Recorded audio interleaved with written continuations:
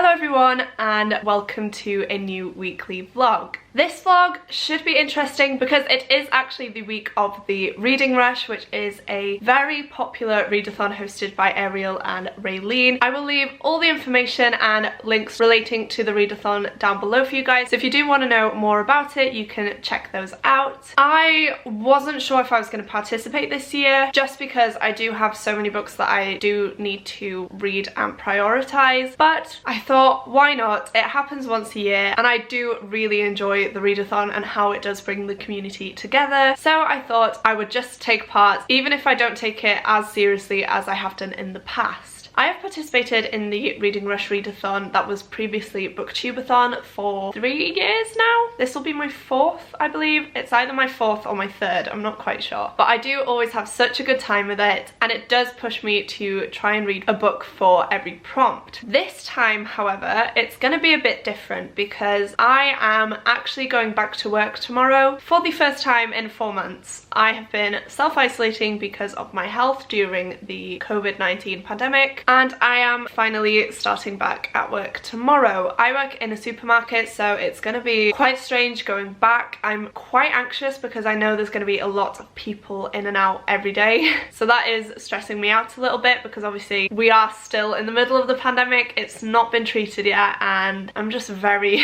very anxious. So I'm hoping that taking part will also force me to sit down and read, and I can lose myself in all these different fictional worlds. So I am hoping that this will be a form of escapism for me this week. I will really need it, but I don't actually know how much I will get read because I was meant to be working 13 hours this week and those are my contracted hours, so I thought I would still have enough time to read and do everything that I wanted to do. However, I got a phone call from work the other day and they actually have put me in for a lot of extra hours and an extra day. So I've gone from working 13 hours to 30 hours, and yeah, that's just put even more stress on me. One, because obviously I don't really want to be interacting with people if I can avoid it, and 2, because I knew I wanted to participate in the Reading Rush and now that's going to be quite difficult for me because I'm not going to have the free time that I've had over the past few months. So I'm not sure how this vlog's going to go. I'm not sure how many books I'm going to read. I'm not sure which books I'm going to read, to be honest with you. I did have a TBR planned, but obviously because I'm going back to work I have tried to combine a few prompts. It would be amazing to read 7 books, but I doubt that I'll get it done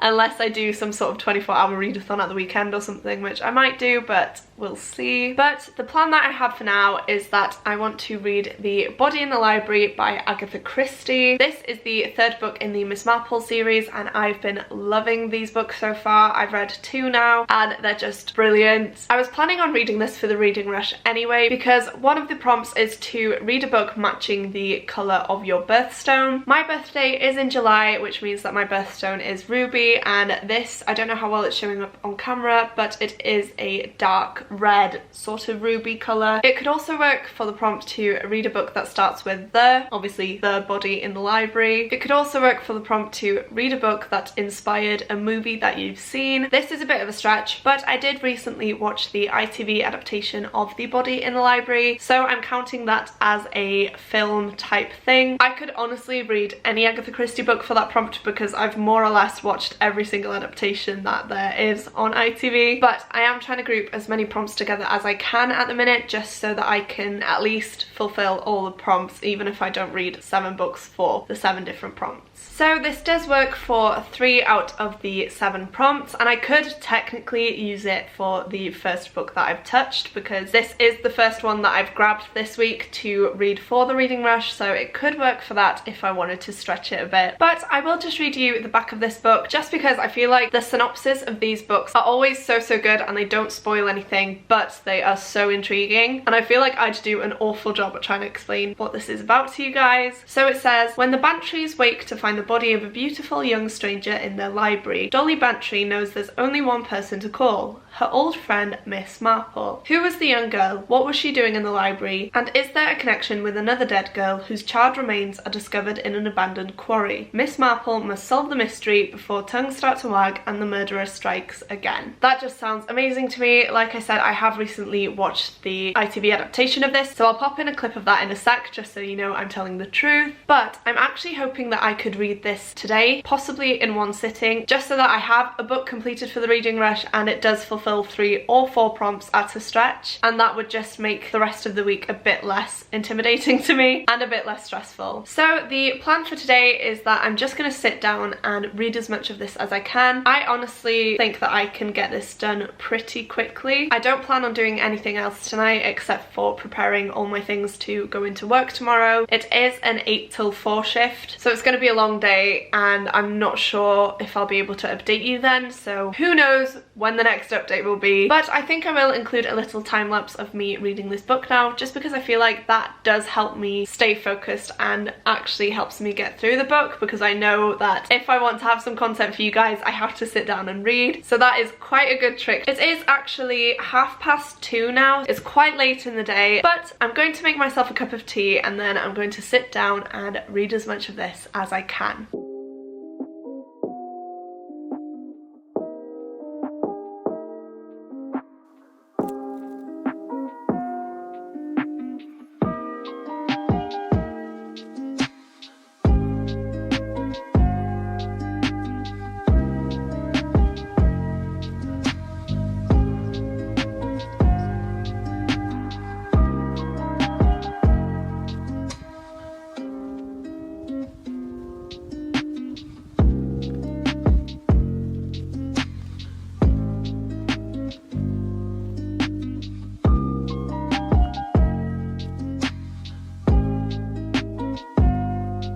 Hello! Today is day 4 of the reading rush. I believe it is Thursday already, which I cannot believe this week has gone so fast. But I do finally have some updates for you. The first one is that I did finish The Body in the Library. I read this across 2 days. I didn't quite manage to read it in one sitting. So I started it on Monday and I finished it Tuesday after work, and I really loved this. This is one of the highest rated Agatha Christie's for me. This is definitely one of her most popular ones, and I understand why. I say this about all Agatha Christie books, but it is a very complex mystery with so many different people involved, and it's just absolutely brilliant. The strange thing for me though is that this ends differently than the adaptation of it does. I'm not going to spoil it, but they have drastically changed something in it, which means that the murderer ends up being a different person, and honestly, I feel like I prefer the adaptation's ending to this one. This one was very standard, but the adaptation has changed it quite a bit, and if you've seen it, you know what I'm on about. It's a lot more with the times, whereas this one is set in its old views of how the community should be and how people should interact with each other. So that was really different, but I very much enjoyed it. I do prefer the ending of the adaptation. I wish that was the ending of this book because it would have been so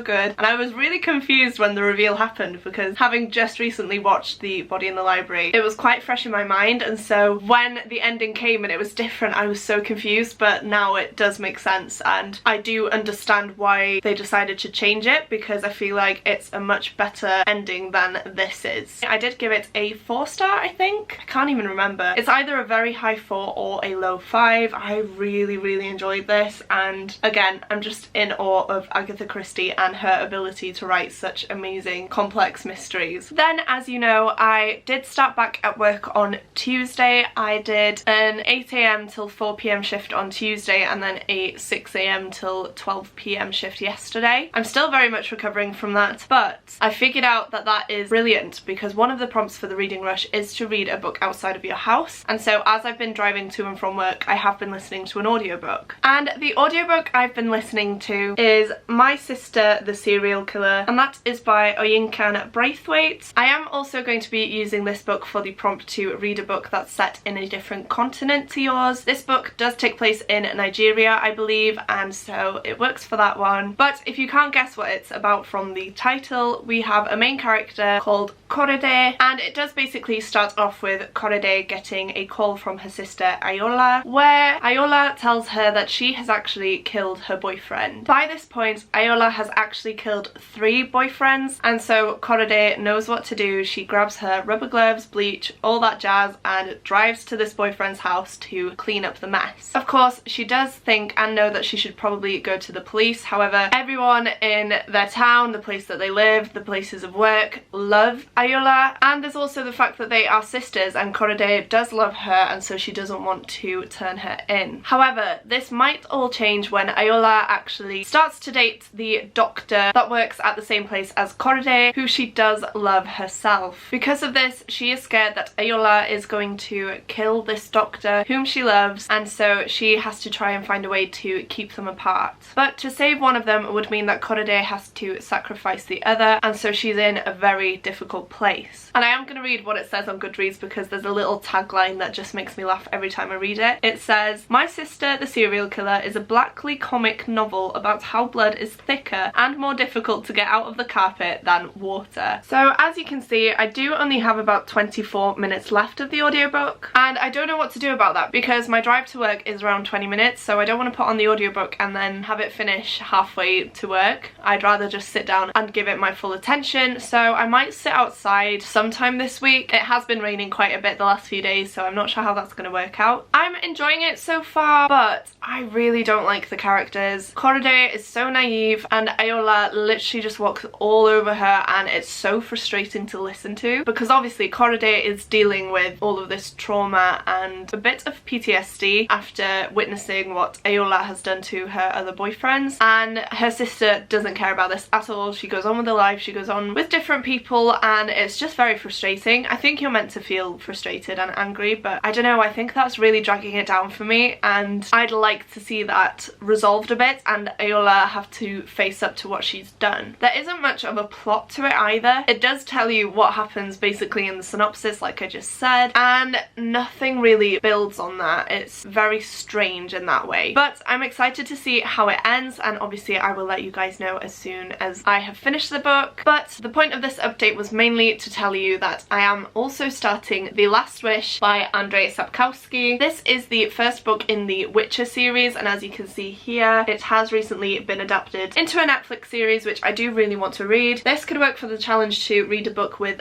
"the" in the title, but I'm using it mainly for the challenge to read a book that scares you or intimidates you or something like that, and it's just because I've seen a lot of different reviews about this series and the Netflix series that it's very confusing and hard to wrap your head around, and so I have been apprehensive to dive into this. However, I did start reading this last night. I only got about 30 pages in and I'm loving it so far. I feel like it's such an interesting read. It has a lot of mythical creatures and things like that, and it's just very immersive straight away. All it says on the back is, "Geralt of Rivia is a witcher. He uses his legendary power and lifelong training to protect the innocent by hunting the vile fiends that ravage the land. But not all monsters are evil, and not everything fair is good." I can't tell you more than that because I don't really know anything about him myself. I'm very much diving into this without knowing anything about the series or the game or anything like that, and I think that's going to be the best way for me. This was also one of the books that came up in Rhiannon's Bookish Bingo. If you haven't seen that, I will link it up above. It's my new TBR game where the bingo cage chooses my TBR. So I did need to read this month, and I am glad that I managed to fit it into the reading rush. The plan for tonight is to sit down and get a good chunk of this read. I am back in work for 6 o'clock tomorrow, and it's a very long shift. It's the 6 till 2 shift, and because I drive to and from work, I do need to get up at 4:30 to make sure I get there in time. So I'm not sure how much reading I'll actually get done because I still need to make dinner, and then I need to go to bed quite early because, like I said, I'm getting up extremely early tomorrow. Hopefully I can make a bit of a dent in this. I do want to get to page 100 if I can, but that might be wishful thinking. I did fly through the first 30 pages though, so I'm feeling optimistic about this one. I probably won't update you guys again until tomorrow night, possibly Sunday morning, because I am getting up so early now, and you know, I'm in work for quite a long time, so when I get home I just tend to crash.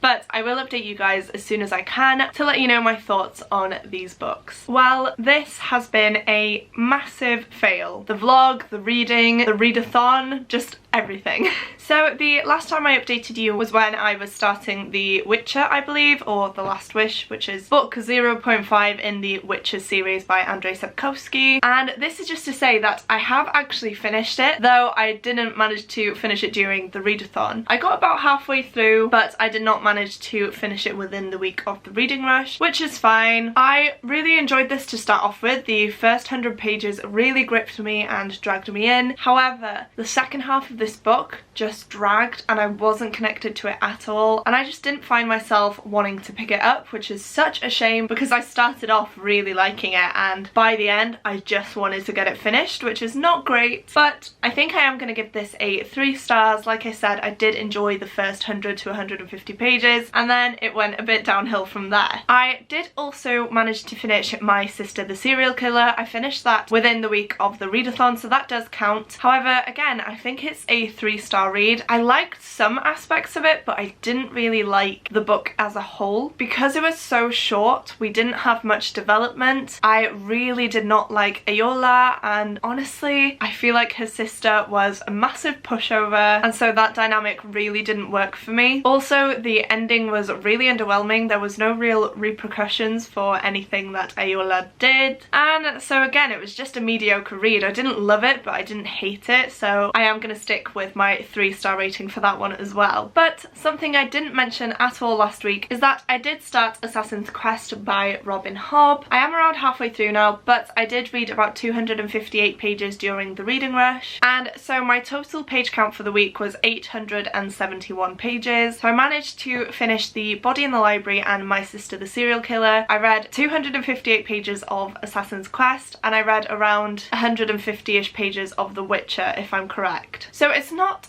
an awful reading week, it's just the fact that I haven't been updating you. I haven't loved the books that I've been reading, except for The Body in the Library and then this one. I am loving this one so much, but I will talk more about this in next week's weekly reading vlog, because like I said, I didn't even mention it in this vlog, and I think I'm gonna start next week's vlog off with this book and my thoughts on it so far. So if you're interested in that, keep an eye out for my next weekly reading vlog. But considering the circumstances and the fact that I went from being off for 5 months to working 30 odd hours in a week is crazy, and I honestly feel like I did really well, so I am proud of myself. I'm not going to beat myself up about it. It's just that the timing was a bit unfortunate, but I did my best and I did complete 2 full books and half of the other. However, saying that, the day that I'm filming this clip, which is Monday, things have started popping up about the reading rush, which makes me not want to participate next year. First of all, they posted their announcement video, or the prompts video, on Juneteenth, which is a holiday celebrating the emancipation of those who had been enslaved in the United States. So it's a day to celebrate the freedom of slaves and the Black Lives Matter movement in America. So that was insensitive to start off with. Then when the prompts were released, one of the prompts was to read a book outside of your house, and obviously with the situation in the world right now, we are currently in the middle of a global pandemic where you are meant to keep to your house as much as possible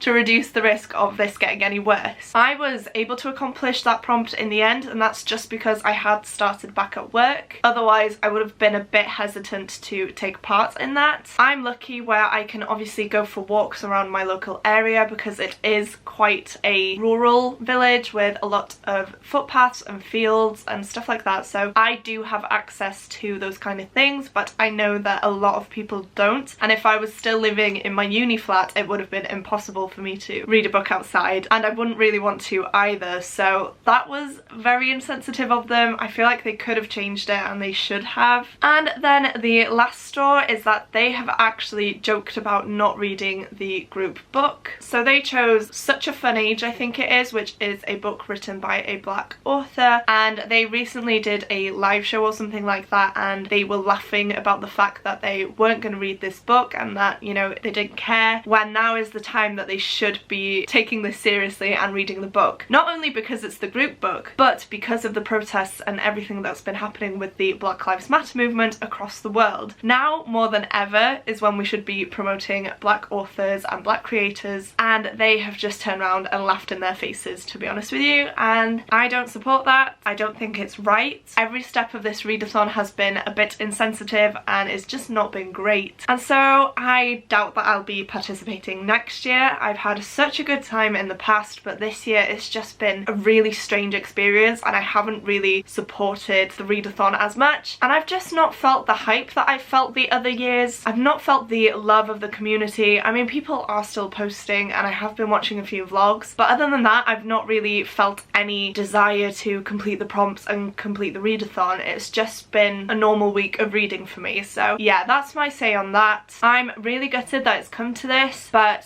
yeah, like I said, I feel like the hosts should have known better and they should have made some changes, and they've just been a bit ignorant throughout this whole thing. So I'm gonna stop talking about that now because I'm getting a bit angry, but just know that those are my views on the reading rush and that I probably won't participate in anything that they do from now on. So getting back to the actual books, like I said, I finished The Body in the Library, My Sister the Serial Killer, I read half of The Witcher, and I read about a third of Assassin's Quest. Because this vlog has been a bit of a mess, I thought it would be nice to end it with a book haul. So because I've started working again, I decided that it was finally time for me to brave the supermarket, and it was a very strange experience because obviously everything is so different, but I decided to go to my local Tesco, and my local one is actually great for books. Before lockdown I went in and I saw two books in particular that I wanted to pick up but I didn't, and I regretted it as soon as we went into lockdown because I was scared that I wouldn't find them in there again. If you don't know, Tesco does do a deal where you get two books for £7, and I do think they have an adult bargain section like that where it's two books for £8 I believe, so it's really good to find some hidden gems. And so this time I went in looking for two books in particular, and thankfully they were still there, and those are A Pinch of Magic and A Sprinkle of Sorcery, both by Michelle Harrison. Like I said, I'd been wanting to pick these up before lockdown, but stupidly I left them there and I regretted it as soon as. But I did recently listen to the audiobook of A Pinch of Magic, and that was during the Believathon, which is a middle grade readathon hosted by Gavin from How to Train Your Gavin, and I fell in love with the story and the characters, and I really wanted to get my hands on a physical copy. These don't have the stunning sprayed edges unfortunately, but they are the most beautiful books and I just really wanted to get my hands on them. And I'm just going to read you the back of this one, which is the first book in this little series. All it says here is three sisters trapped by an ancient curse. Three magical objects with the power to change their fate. Will they be enough to break the curse, or will they lead the sisters even deeper into danger? Like I said, I loved this book. It was such a wild ride, but it's so fun and magical, and I had such a good time listening to the audiobook. I definitely want to read it physically though, so I am glad that I do now have it,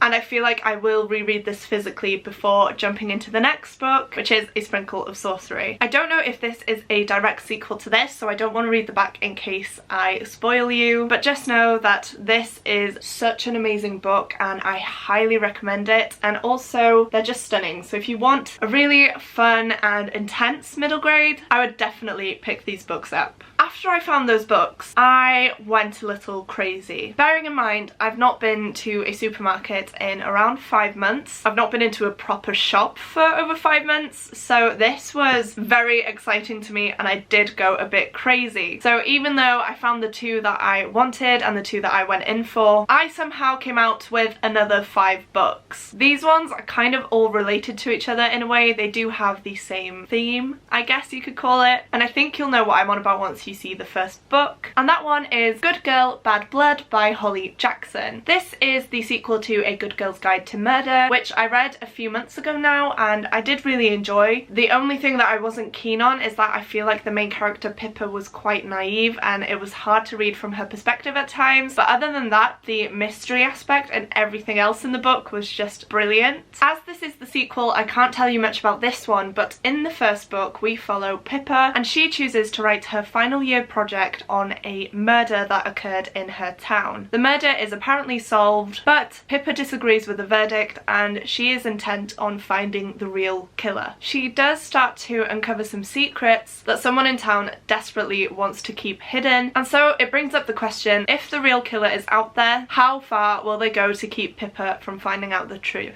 Not only is the first book a really good murder mystery, it's also told in different formats. So it has pictures, it has transcripts, it's written like a case file in some ways and then like your standard novel in other ways, and it's just very interesting and definitely keeps you intrigued. This has been out for quite a while now. I think it came out in May and I wasn't compelled to buy it straight away. I could have ordered it online, but I chose not to. I chose to wait it out to see if it would be available in the supermarkets. Luckily it was, but having bought it and having read the synopsis of this one, it sounds really good and I honestly can't wait to get into it, and I might even have to put it on next month's TBR. The next 4 books I know nothing about, so please bear with me. The first one of these being Five Little Liars by Amanda K. Morgan. This caught my eye straight away just because it does say on the top of the cover, one dead teacher, one secret pact, and it also does say perfect for fans of Karen McManus. I really enjoy Karen McManus's books. I've read 2 and I still need to read her newest published book, but I had a really good time with the books that I did read, and so I was very intrigued. And on the back it says, Ivy, Tyler, Kinley, Cade and Matty were virtual strangers before Dr. Stratford's psychology summer class. That all changes when an altercation after class leaves the 5 students standing over their teacher's corpse. Now they have to get rid of the body and come up with a story that doesn't end in jail time. With the police hot on the case, they don't have long to figure out how to trust each other. But in order to take the lead, you have to be first in line, and that's the quickest way to get stabbed in the back. I didn't need any further prompting. I read that and I put it straight in my basket. It sounds really good, and it does sound like one of Karen M. McManus's books. I can't remember what it's called. I think it's One of Us is Lying. That's a similar situation where there are 5 kids in detention and one of them ends up dead. So I'm very intrigued to see what this one is like. I haven't heard anyone talk about it. It was literally the fact that I just saw it there, picked it up, and I was intrigued, and I thought, why not just buy it? On the same shelf as this book was Good Girls Die First by Katherine Foxfield. Again, don't know anything about it, but the cover first intrigued me because it looks very strange but very intriguing. And again, I'll just read you the back of this because, like I said, with mystery thriller type books, I feel like it's easier for me just to read you the back because I don't want to spoil anything for myself or for you guys. And so it says, the night began with blackmail. 8 o'clock, Portgrave Pier, can you keep a secret? 10 teenagers lured to a derelict carnival, each one with a dark past they are determined to keep hidden. As they start to die, is it an unknown killer they need to fear, or each other? Mind games, murder, mayhem. How far would you go to survive the night? This reminds me of And Then There Were None by Agatha Christie, because in that book, 10 strangers are lured to an island and one by one they all die. That's probably what made me buy this book. I did recently read And Then There Were None and was just completely blown away. I don't know if this will be as good because it's a YA mystery type, but I have very high hopes for it because it does just sound amazing and it sounds like something I would really enjoy. So again, even though I've not heard anything about it and that it does remind me of And Then There Were None, I am going to put those expectations to one side and I'm just gonna dive in not really knowing anything and just hope for the best. Next up, this one mainly caught my eye because of the cover and the sprayed edges, and that is Harrow Lake by Kat Ellis.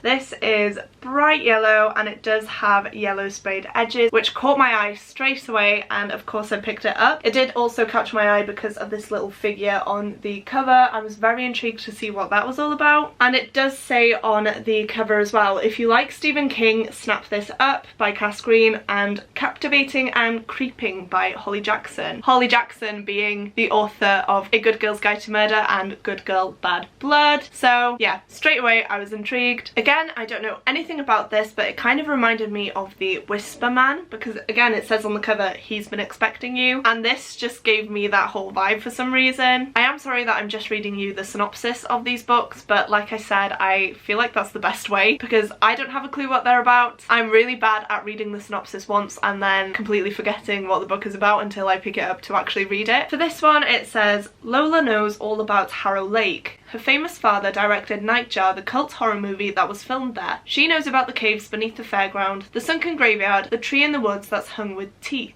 But she doesn't know about the dark past the town hides or the secret it holds about her family. Now she finds herself in Harrow Lake, and as she searches for answers, someone or something is stalking her every move. In Harrow Lake, the truth can be the death of you. That just sounds amazing. And again, it does remind me of what the plot slash synopsis of this book is, or rather the series. And yeah, I'm just very intrigued by this book. I don't know if there's a supernatural element or if he is someone in the town that is aware of her father's background and everything like that, so we'll see, but another one that I just want to get to straight away. And then the last book that I bought is actually quite a different pick for me, and that is The Institute by Stephen King. I have never read a Stephen King book, and that is because I am absolutely terrified of anything horror. As much as I've tried to watch some horror films and read some horror books, I am an absolute baby and I get so scared. And so Stephen King has been a bit of a weird one for me. I've seen the movie Carrie and I really enjoyed it, and I have been debating picking up the book.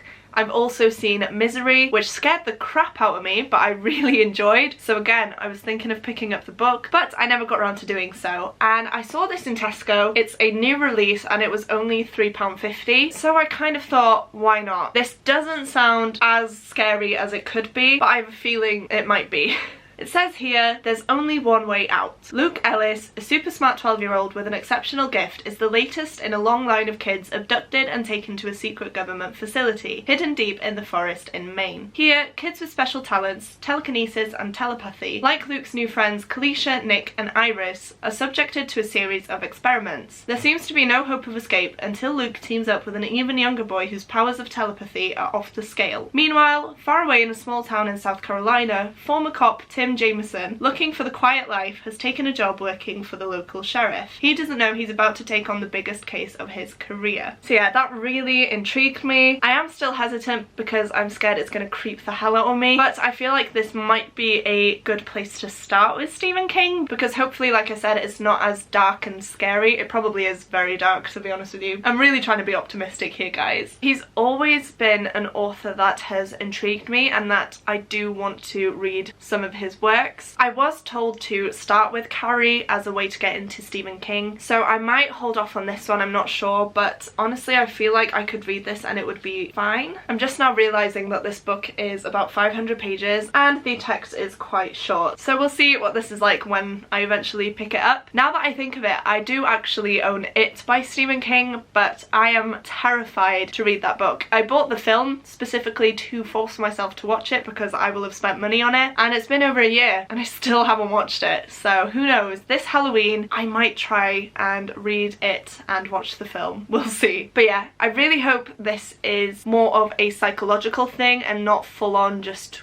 creepy and scary. Please let me know down below what you guys think of Stephen King. Where should I start with his work? Should I just jump into this one, or should I go with what most people are saying and read Carrie? I would love to hear your guys' opinion on this because, like I said, I've never read a single Stephen King book in my life and I'm a bit lost as to where to start and how to get into the books. So these are all the books that I picked up on my first outing to the supermarket since March, and honestly I'm really excited for all of them. I obviously have read A Pinch of Magic, like I said, but all of these will be new reads, and like I said, there is a bit of a theme. So we do have 2 middle grades and then we have 5 mystery thriller type books. 4 of them are young adults, and obviously the Stephen King book is an adult book, so I have quite a good range of books here, and I have really been getting into mysteries and mystery thriller books lately, so this really excites me. Also, can we just appreciate how beautiful the book spines are? Hopefully this book haul made up for the rather crappy reading vlog. I hope it did. But that is the end of today's video, guys. Thank you so much for watching if you got this far. If you did, please leave a purple heart down below just so I know who's actually watched this whole thing. Also, if you like this video, don't forget to click the like button as well as the subscribe button if you'd like to see more content from me. Thank you guys so much for watching. It truly does mean the world to me, and I will see you soon in my next video. Goodbye!